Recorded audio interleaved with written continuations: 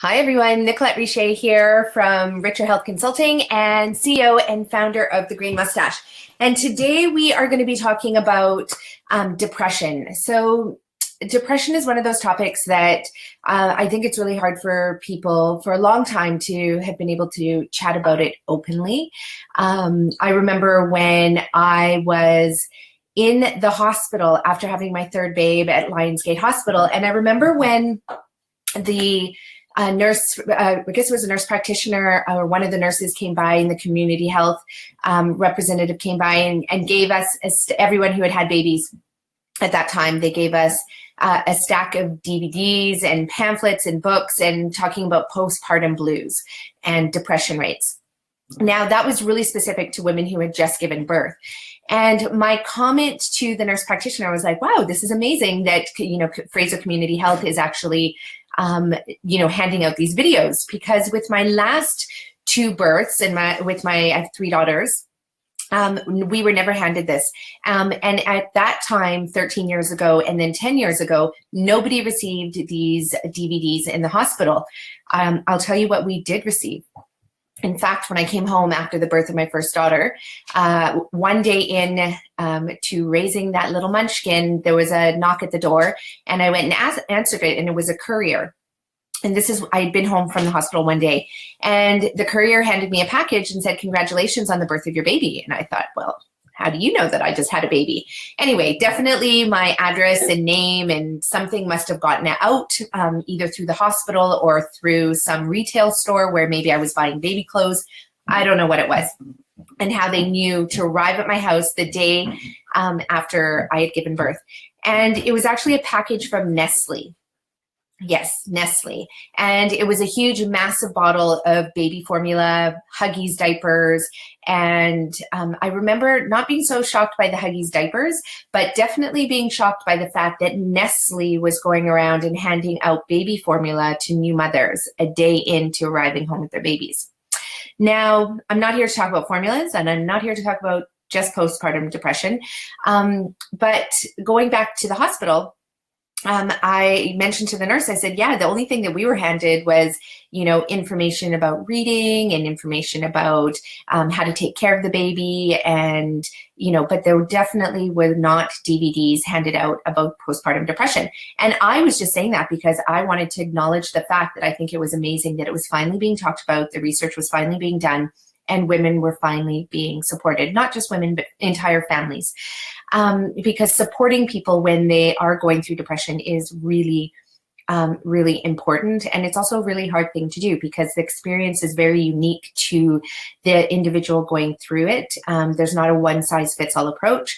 And at the end of the day, it can be, you have to go through the trials and tribulations of finding out what are the healing modalities, not just the one pill solution that's going to help.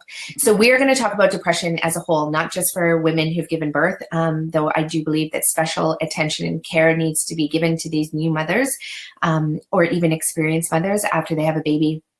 And all the signs need to be looked for to make sure that our society is being supported. Because if we let these women fall through the cracks, then their babies follow as well, and it's not good for anyone. So, talking about depression. So everybody knows that what I talk about is food. I come from the belief, I hold the worldview that diet is responsible for 80% of our healing. The other 20%, I believe, is a makeup of, our mindfulness, our genetics. About 3 to 5% of it is genes, and then really a mix-up of, it could be acute environmental exposure to certain toxins and things like that. But for the most part, it's diet. Now, I just had a wonderful workshop. I think it was wonderful. It actually went really well last night down in Squamish at the Green Mustache in Squamish. And the topic was diabetes and how to use food as medicine to reverse type 2 diabetes, which I've worked with hundreds of clients over the past 10 years. And reversing diabetes is actually probably one of the easiest things to tackle. That's type 2 diabetes. And it's so easy to tackle with food. It's quite amazing. When my clients switch to a plant-based therapy that I teach, it's based on deep nutrition and detoxification. Then all of a sudden, their arterial walls are no longer full of plaque. Insulin can travel across the walls and into the cells to help regulate the amount of sugar flowing through the body. So we talked about that last night. And sometimes people think, and the reason I brought that up is because one of the participants made this really beautiful acknowledgement that, and it really should be quoted, and I want to attribute it to her. Her name's Amber. She was one of the guests last night.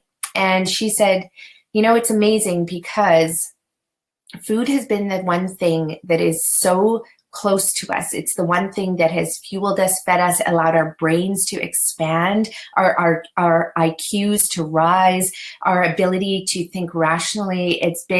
Food is the one thing that is really so close to us for life. Like, we need it. It is our fuel. It's our energy. It is our medicine. But at the same time, in the last 100 years, it's the thing that is actually so furthest from our mindset when it comes to healing and life and all the things that food brings to us. So it's the one thing that's so much a part of us, but it is really held at such a distance. And we need to reshape our thinking and reframe our thinking. And we really need to create a new worldview that food really is medicine, because it always has been.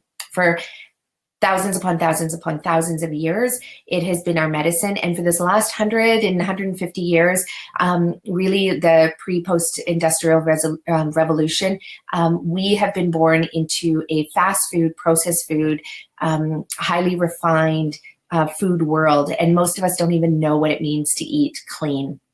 So we're going to talk about how food can help with depression, and also with so many other neurological and mental strains that are really that we're faced with in this world.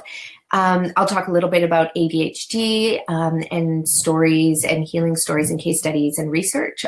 We'll be talking mostly about depression. We'll be talking about schizophrenia a little bit. We'll also be talking about just general lack of foggy brain. Right? Foggy brain. And most of us experience that. We know what it feels like to have foggy brain. Right now, I actually do have foggy brain. And I do have to acknowledge, as we go through this next half an hour together, that we are in the process of moving. If you could see my living room right now, you would see that it's stacked from floor to ceiling in boxes. Everything's off the walls. I had to find one corner of our house where I could set up for today's talk, because we are up to our eyeballs in moving, and we move this Saturday. So if I am a little bit distracted and do seem like I have foggy brain, it is because that's the state that I'm in. So when it comes to depression, I think the number one thing that everybody really needs to remember is that it's not necessarily a disease that a certain type of person gets. Depression is something that can move in and out of our life at any moment. Sometimes if our bodies are not resilient and we go through a really stressful situation, what happens is our adrenals are taxed, our body's fatigued, and we don't have as much energy and nutrients to fuel our brain. And then the feelings of depression can happen, and we can sink deep into that state for a long time, especially if you don't know how to get out of it. Now, other people, there's other people who definitely have, clinical depression. It seems to run in the family. There's chemical imbalances. They have to work very closely with doctors to be medicated. And the one thing that we know, though, even in these really extreme circumstances where it really does look and feel like it is clinical depression, the studies have shown that when it comes to antidepressants, there are so many things that we can do that actually work so much better than the meds. And we're going to talk about that as well. Now, I like to be rooted in deep, hard science. I really love unbiased, articulated scientific studies, which means that the methodology is rigorous, that the conclusion and the discussion and the results are discussed in a very rigorous way. where really a lot of the biases are uncovered and they're exposed. Because at the end of the day, we're all human, and there's always going to be bias in everything that we do. We are these subjective beings as a result of our experience in life. So when you're reading the medical literature around antidepressants and what you can take if you have depression, even the medical literature around nutrients and nutritional therapies you can do if you have depression, it's really important to go through it with a fine-tooth comb and make sure that you're understanding the research and knowing how it applies to you as well. So when it comes to the different types of treatments that there are for depression, I mean, you can go back in history and you can see all of the different sorts of things that they did for people who had depression or mental health issues, like everything from burring holes in people's skulls and draining out the cerebral spinal fluid to see what would happen if that would clear up the pressure on the brain.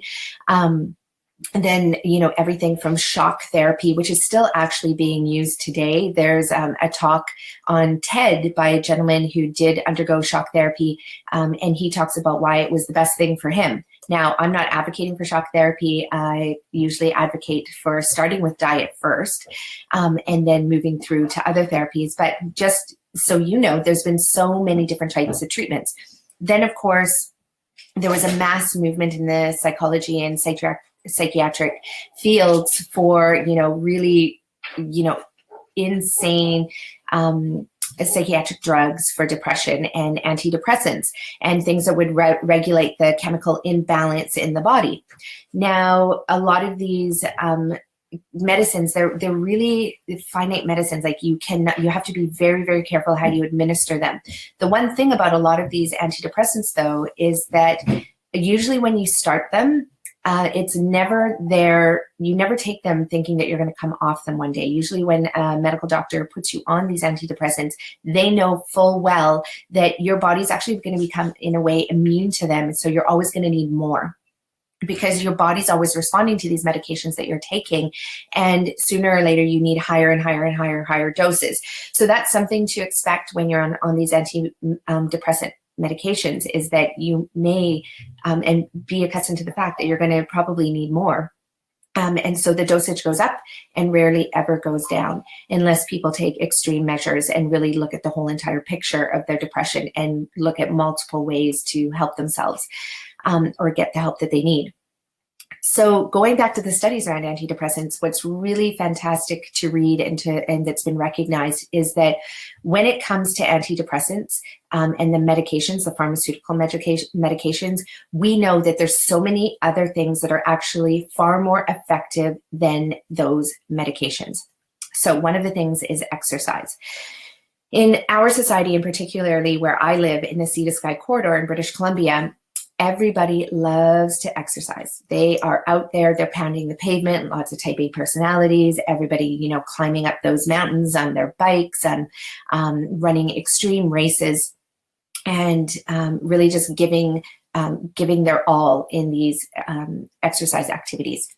Now, the thing with that is that, yes, a lot of people claim that, that they need to run. If they don't run, then they just don't feel well, and that it's their one combat for depression. And the studies actually show that that is true. That we know now through the research that's been done that even 20 minutes of walking a day, 20 minutes of walking, that's it. It doesn't even have to be extreme vigorous walking. It doesn't have to be the fast-paced, hustle. It's just simple walking outside or in a mall or wherever you're comfortable walking, actually does more for depression and helps to reduce depression symptoms better than a lot of the meds that are out there. Now, that's one thing you can do is exercise. We're going to get to food at the very end, but I want to cover all of the different things that you can consider. Another thing that we now know, and the research has proven that is really helpful for depression, is mindfulness and meditation. So the simple act of, it's not a simple act. We all know that meditation takes on many different forms. And for a lot of people who've never done it, it can seem like it's the hardest thing to do in the world, is just to sit. Now, sit, clear the mind, do all of that. Now, there's so many different forms of meditation. And one day we will have a talk on different ways to meditate and the ways that you can incorporate it into your life.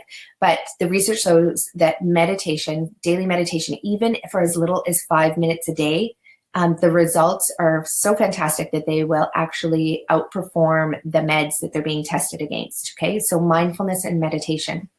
So what this can look like, just to give you a simple tool that you can use, and from a Buddhist perspective, what I love is there's a concept that even just the act of sitting and being still, whether your mind wanders or not, but just sitting and being still and just acknowledging that you are a living, breathing human being. That's it. Just pay attention to your breath. You could just do that for 5 minutes. It doesn't matter where your mind goes. You don't need to be focusing on a candle. You don't need to have any of these, epiphanies.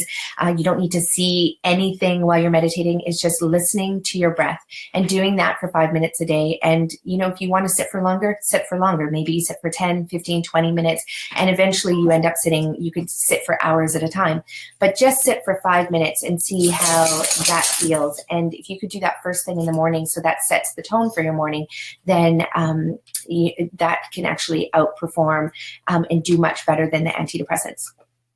Here's my little guy coming in, wanting to get cozy. Up you get. So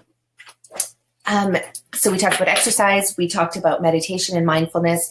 Another thing that you can do as well is really focusing on getting sleep.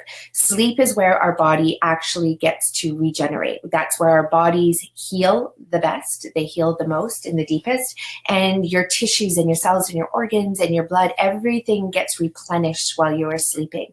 So this is really, really important that if you are suffering from depression, you're really looking at your sleep habits and you're not pushing yourself.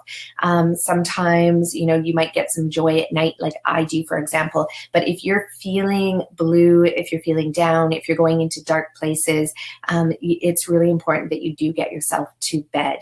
Sleep might not come easy at times when you are suffering from depression. And so there's lots of different ways. And we're going to look at how food can help with your sleep, which then in turn helps with regenerating the body and refueling the mind.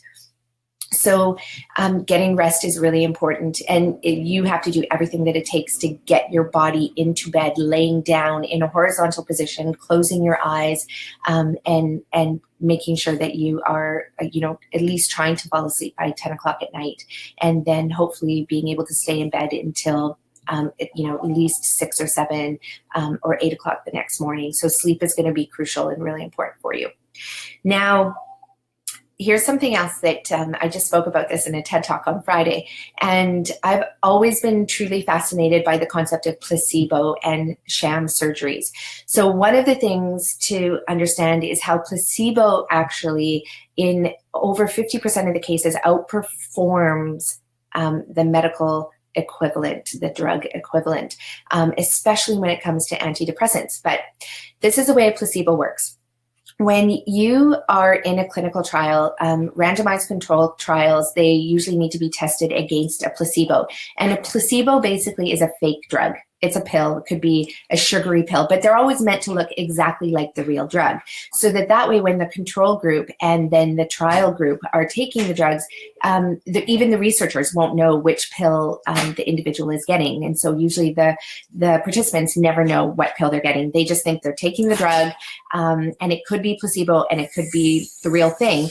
But what happens is we know that placebo is actually incredibly effective at reducing depression rates. And we know this because it's actually measured physiologically in trials as well. So the whole concept of placebo has been around for a long time. For the last, since the early 20th century, they've been studying the effects of placebo.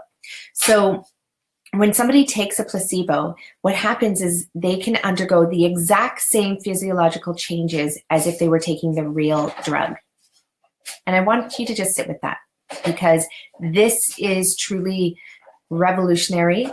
And it's where most of our scientific dollars, I believe, need to be spent, because it truly speaks to the power of the mind and the body to self-heal and to self-regulate.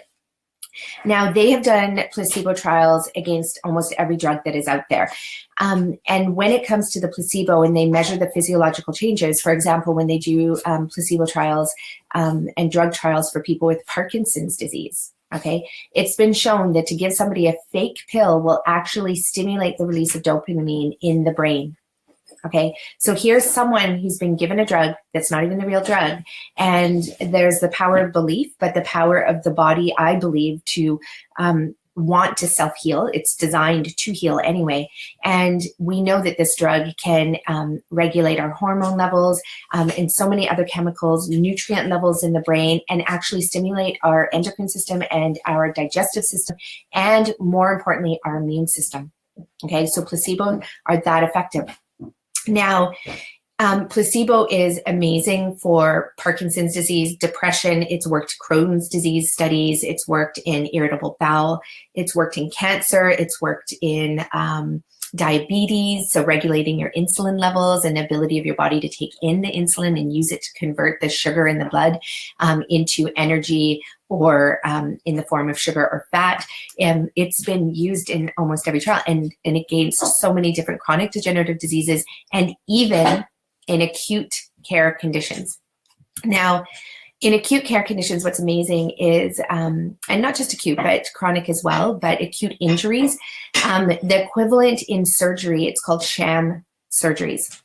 And in sham surgeries, what happens is they'll take a patient, so they'll take the subject that they're studying to see whether a particular knee surgery or back surgery or eye surgery or any type of surgery is effective. And what they do is they pretend to put the patient and the subject through a surgery.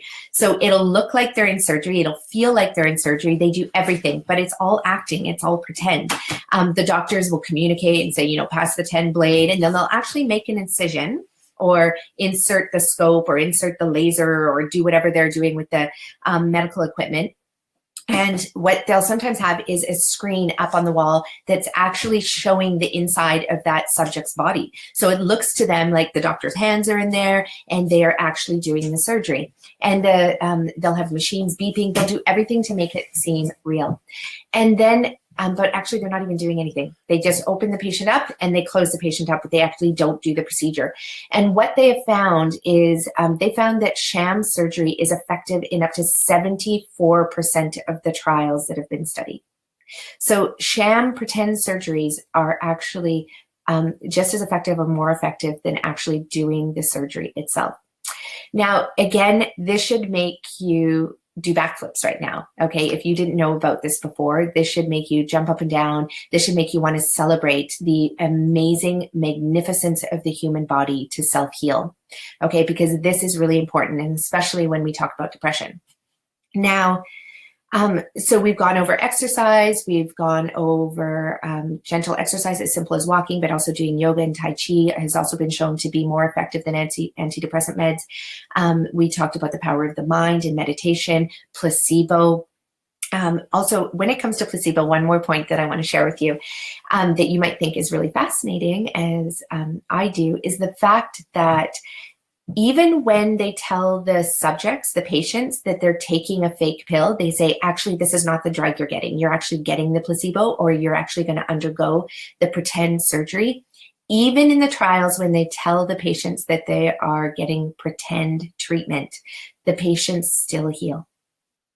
And the physiological healing takes place, whether it's in like the repair of the meniscus in the knee, or blown discs in the back, or Parkinson's disease, depression, even fertility. Okay, the patients still heal. So again, this reinforces, I think, the power of the mind and the desire of the body, and that will maybe that we can't measure, to want to heal and get better and be pain-free. So there's definitely things that we can't measure. They still don't really understand how placebo works.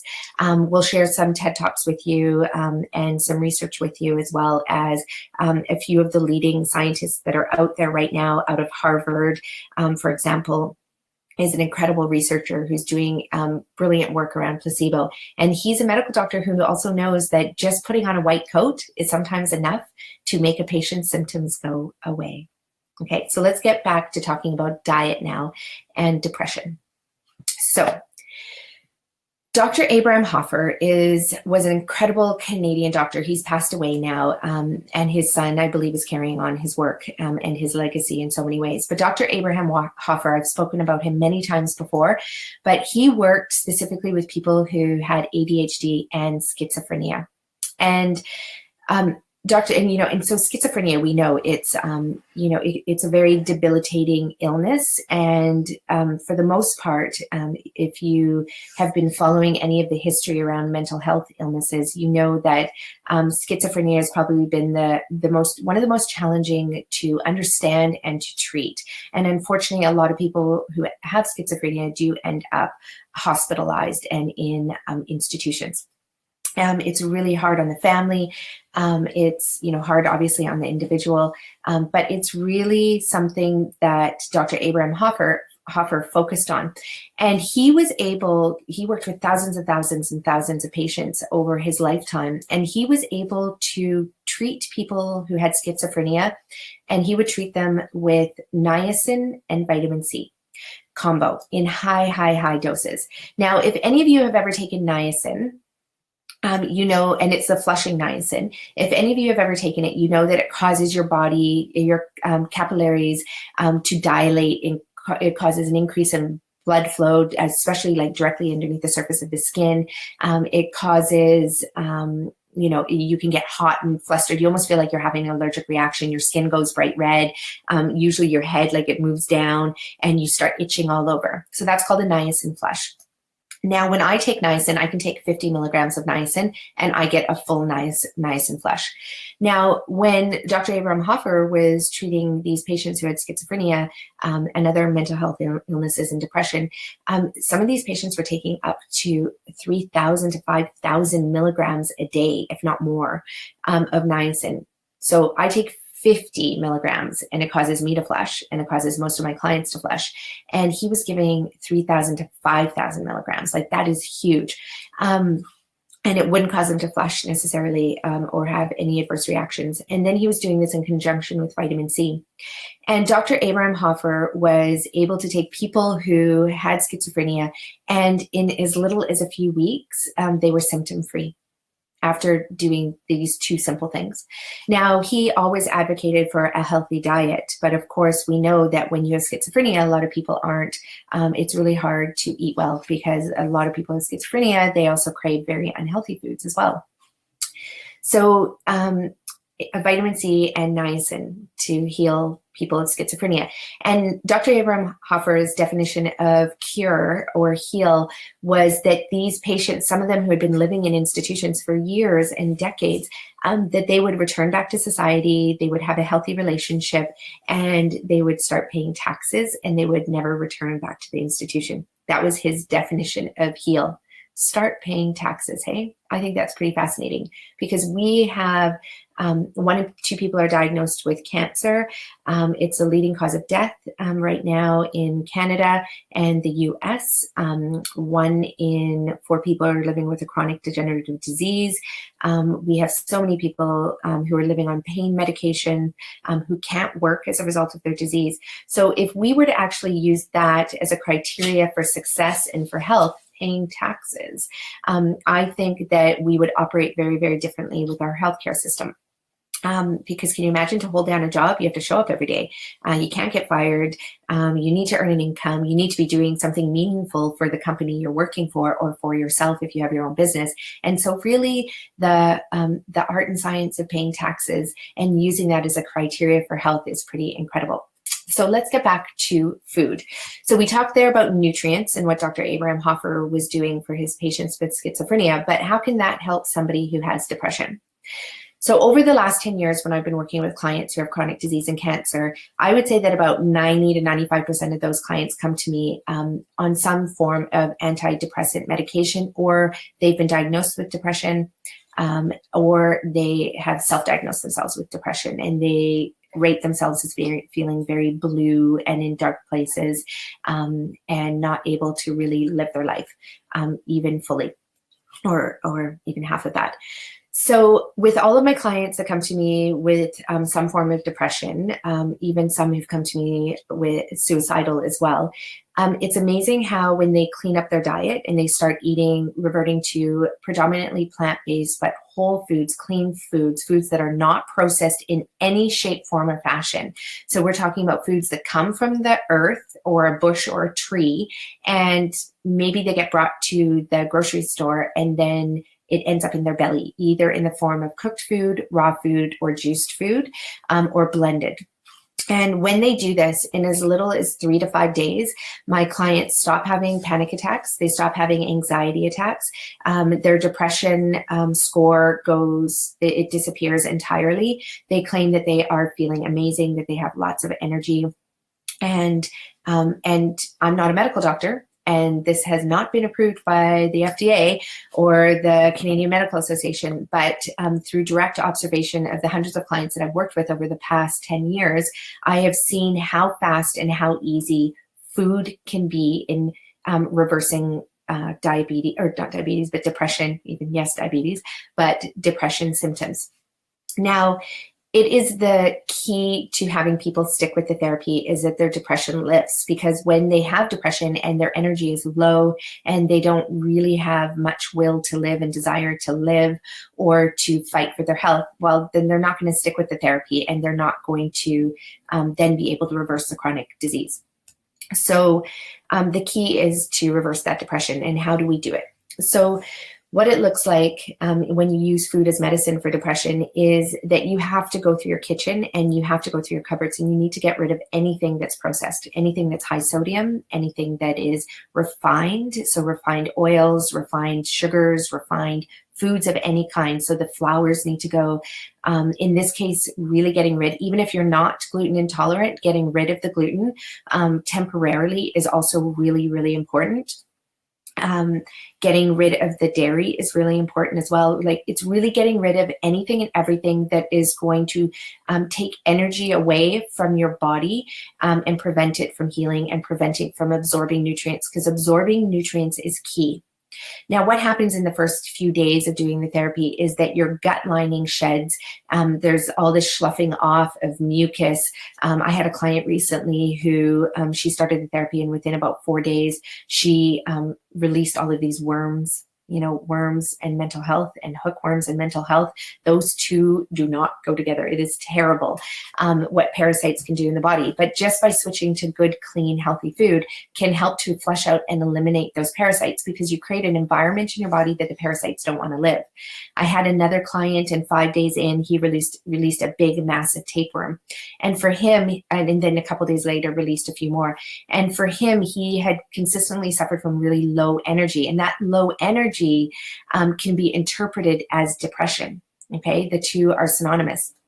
And so by getting rid of the parasites and the hookworms and the tapeworms and the other, I don't even know what kind of worms, I wish he had taken a picture, but overall, getting rid of the things that don't belong in the body is really key. And the way to do that is by introducing clean, healthy, whole foods, plant-based foods, and getting rid of anything refined.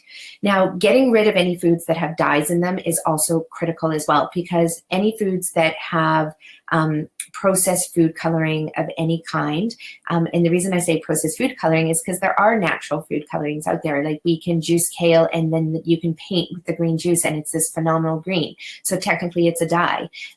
Beet juice, we all know what happens when you grate beets or juice beets. Like, it's a gorgeous red, deep mauve color, and that can be used as dye as well. So I'm talking about processed dyes. If it has to have the number, the N0 dot and then a number sign before it, get rid of it. It shouldn't be in your house. So you know, the blue dyes, the yellow dyes, red dyes, all of them, you need to get rid of them entirely. So so at the end of the day, what your kitchen looks like, if you are wanting to eat to beat disease and eat to beat depression, is that you really only have produce and some grains, good healthy grains like quinoa, maybe a little bit of rice. You can have bulgur, you can have whole hard wheat even. Like, I know that I said no gluten, but for the most part, when it's in its whole form, it can actually be really well tolerated. And then after that, to be able to use those whole foods, so the potatoes and the onions and the garlic and all the leafy greens. Leafy greens are critical if you have depression. So the way to eat those foods is you want to cook them really well. You want to cook them for a long time on a low temperature, because we know that the gut is also another brain. There's a beautiful book that I have. I think it's called The Three Brains. I'll share it with you in links after this talk. But This book acknowledges the fact that we've now discovered that our gut is actually a brain in itself. Then we have our brain, and then our heart is the third brain, okay, or one of the three brains. And so these three massive systems in our body really have the knowledge to keep us healthy. And we need to make sure that we keep these three systems quite clean so that intuitive self-healing knowledge can actually act itself out and do what it's designed to do, which is to heal our body. So when it comes to the gut, getting rid of those those crazy allergens like the eggs and the dairy and the wheat and gluten is really important. But more important than eliminating those things, and I think this is the key to success, because so many of my clients come to me and they've been on elimination diets for years and years and years. Like, it started off that they were maybe allergic to nuts, and then a couple of years later they tested and they found out that they were allergic to now wheat and dairy and soy, and then a few years after that they're allergic to things like carrots and onions and garlic and romaine, and it just keeps getting worse and worse and worse, and these people still are not healed. So when I work with clients, I'm all about introducing foods back into their body. So the sign of optimal health, by my definition, is when you're not allergic to anything, when you can tolerate even dairy. If the whole world went to shit and the only thing we had left was dairy, our bodies would evolve to be able to utilize it. We need to be able to adapt to our environment. So I'm not advocating to eat dairy by any means. I think it should be eliminated out of our house entirely.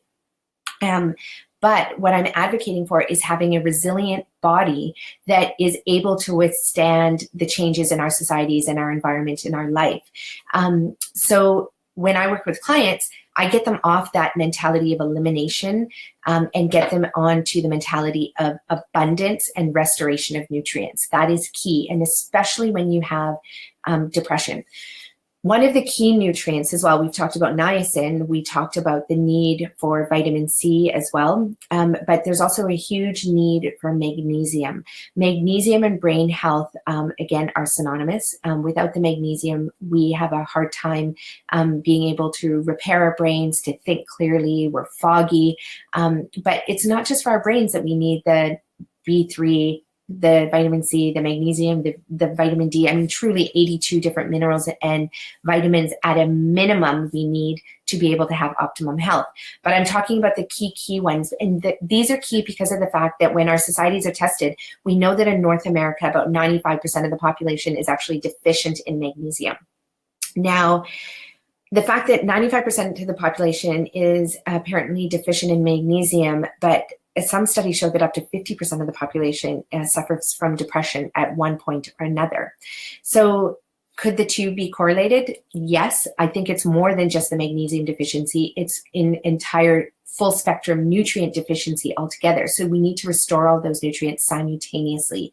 And the best way to do that is through food. Now, the key nutrients, though, that you're going to need in addition to food, because you won't be able to get enough of it through food, is really the magnesium, the B3, the vitamin C. Vitamin D3 is also really important for mental health. And also iodine. Iodine is crucial when you are suffering from depression. We need this molecule in every single cell in our body, but we especially need it for our brain as well. We know that when girls are going through puberty and menstruating for the first time, that often we see this decrease in IQ. So boys and girls are pretty equal in IQ levels up until the point where they hit puberty, and then all of a sudden, for some reason, girls drop off.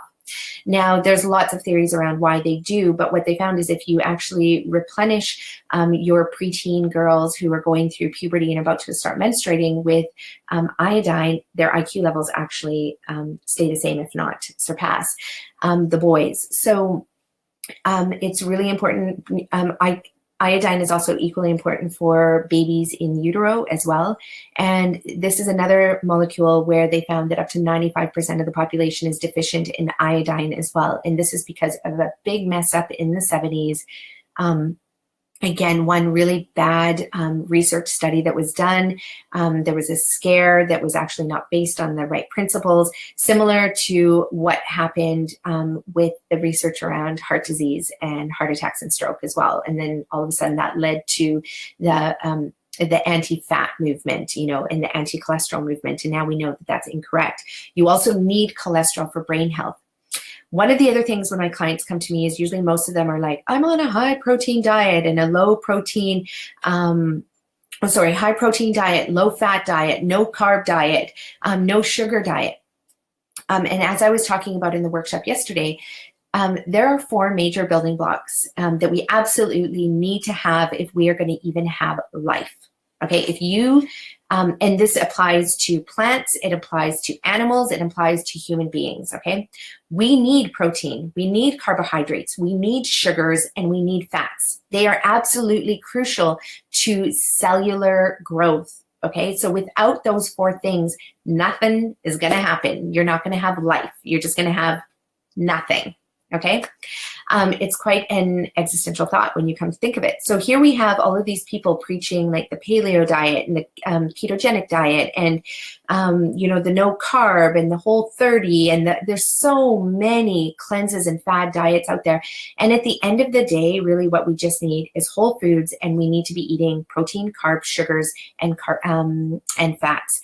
And once you get that balance right, all of a sudden it's miraculous and amazing to see the brain heal itself and the body heal itself.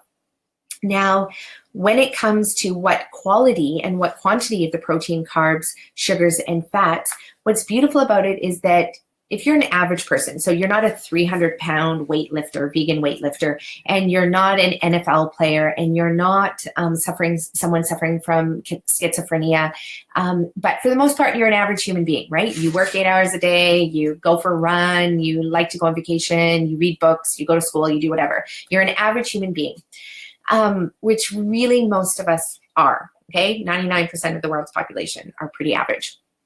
Well, you just need to eat whole foods and don't care about how many fats, proteins, carbs, and sugars there are in it, because nature's provided everything in the perfect balance. And what I love about the metabolic nutritional therapy that I teach is that my clients get to eat 6,600 calories a day, or they consume 23 pounds of fruits, organic fruits and vegetables every single day. And what's beautiful about it is that we watch the magic work when they consume that. And of course, you know, there's a high percentage of that is juiced. 70% of it is taken in the form of juice, because it's like an IV bag of nutrients that they're taking in, because you would never be able to chew your way through that much fiber. But for the most part, you're getting in loads of nutrients to restore that nutrient deficiency. And then we watch the body just self-heal. It's quite amazing. It's quite beautiful. The depression lifts, the brain fog lifts. All of a sudden there's mental clarity. And with the mental clarity comes energy, comes focus, comes the will to live and fight for yourself and advocate for yourself. And it also, you know, with it comes optimal health. Flows through that, because then the body gets to heal, because you're always making good decisions to support the body. So nutrients and food, they're one and the same, and they are crucial for your mental health. If your diet is poor, if you're eating processed foods, the number one thing you need to do is to get off of those nutrients. If you're on the elimination therapy, where you're trying to eliminate everything because you think you're allergic to it and you think that the proteins, fats, carbs, and sugars are bad for you, reverse that thinking and start eating all of those things in their whole, amazing, complete form. And if you're torn between whether it should be raw or cooked, eat both. Okay, I cannot stress that enough. You want to be treating your digestive health like a baby's if you do have any mental health issues, and if you have any depression issues, because we know that it's linked to gut health. Primarily, it starts with the gut.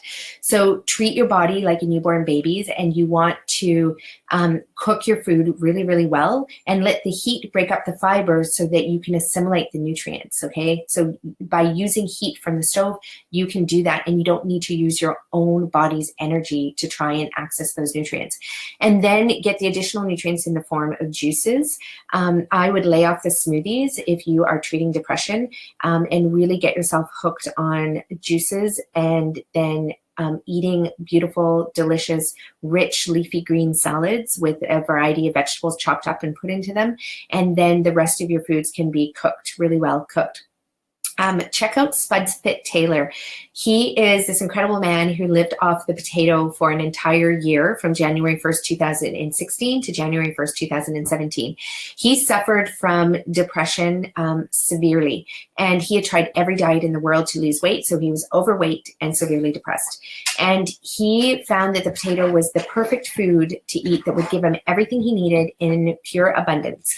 And so he would eat the potato baked or boiled every single day for breakfast, lunch, and dinner. Listen to the 2-hour podcast. It is on the Rich Roll podcast, and you can follow Spud Fit Taylor's website as well. And this study has been performed over and over again. I believe McGill University did a study. There's been European universities that have done this study. Carleton, I believe, did a study as well. And where students just lived off a potato for up to 6 months at a time. Spud Fit Taylor took it the extra additional 6 months.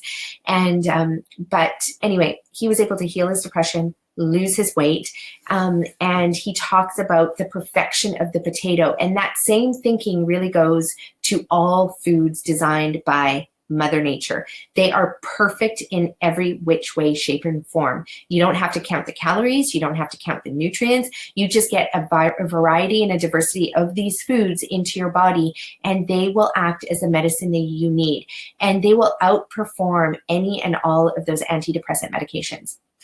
Now, for anybody who is watching this or comes across this talk, also note that as much as we talk about food being medicine, we also understand the need for pharmaceutical drugs in our world, because not everybody is going to immediately adopt a beautiful plant-based, nutrient-rich diet. It's hard to do, especially if you are in a dark place. It's hard to make those decisions to support your body that way. So that's when the medications may be necessary. So instead of thinking about it and having any shame around it, because I know a lot of my clients do feel shame for being on the antidepressants, but know that, you know what, for the time being, you may need to take those. But know also that you don't need to take them for life. If you can take the medication temporarily to get you through and out of that place where you have the energy and the mental clarity to be able to make some decisions for yourself, to then incorporate the nutritional therapy into your life, to then get you to that next place, then you can wean off of those antidepressant meds. So you know that you don't have to be on them for life. And the same thing goes for thyroid medication, for insulin, for heart meds, for absolutely really any type of med that there is out there. A lot of the work that I do with my clients is to slowly get them off their meds as well. So do hold that in your heart and know that that is possible.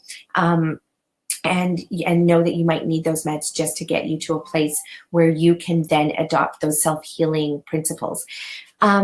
Working with, the last thing I'm going to finish off with is working with a coach as well is really important if you are healthy and if you are depressed. It doesn't matter. At any point in our life, working with somebody else, and you might have to, weed through a bunch of coaches and try them on for size. Maybe you work with one for a few months, maybe you work with one for a few days or a few hours. It doesn't matter. Find that person in your life that can be a mentor that you can talk to freely, where there's no shame that enters the room, and where you get to just discuss everything that is in your heart, in your mind, in your body, and you can be open with that other person, because sometimes we just need an objective lens and mirror to reflect back to us what's happening in our lives, and to also help us make some decisions for how to move forward. I'm that person for a lot of people when it comes to chronic illness and cancer, but there's other amazing life coaches. And the reason why I think it's important to get a mentor or a life coach into your life right now is that you might be feeling great, but there may be times when you do feel like you're sinking into the trenches and you do need help, and you want to have somebody there who knows you and can help you, and they know the tools that you need to get you through. Because often when it comes to depression and anxiety, they teach a lot of coping, a lot of psychologists and psychiatrists try to teach these coping mechanisms, and those coping mechanisms are really, and tools are hard to access when you are in the midst of depression, when you're in the midst of anxiety. So by having somebody that you can pick up the phone and call and say, hey, I need you right now, they can then pull out the tools on your behalf and help guide you through and out of those states of panic, anxiety, and depression. So we've talked a lot about a lot of things today. get some exercise into your life. Make sure you get to sleep by 10 p.m. This is the most important thing about what I've said today. Switch up your diet, introduce nutrient-dense, plant-rich foods, get a coach, a life mentor, someone who you can talk to. It's really, really important. Reach out to the services that exist in your community. Some of them, a lot of them are free as well. And then, of course, some of them are not, and you may have to pay for them, but it's definitely going to be worth every penny when you find that right person. And then, consider placebo. Start reading about the placebo effect, the nocebo effect, sham surgery as well. Start a meditation practice, even if it's for 5 minutes a day, and start a mindfulness practice as well. And incorporate a little bit of all of those things, and then do write to me and let me know how it goes. I've used these techniques with my clients for the last 10 years, and I'm telling you, in as little as 3 to 5 days, the depression can lift. So reach out to us at www.richerhealth.ca. Come visit us at the Green Mustache to get nutrient-dense food into your belly to restore your belly brain, which will then help your brain. And also come visit us at our new retreat center and wellness center in Pemberton, BC. We should be up and running by the end of November. Follow us on our website to get updates on that. And do write to us and let us know if we can help you out in any way. Thanks for being with me, and we'll see you next week, Tuesday at 12 p.m. Bye-bye.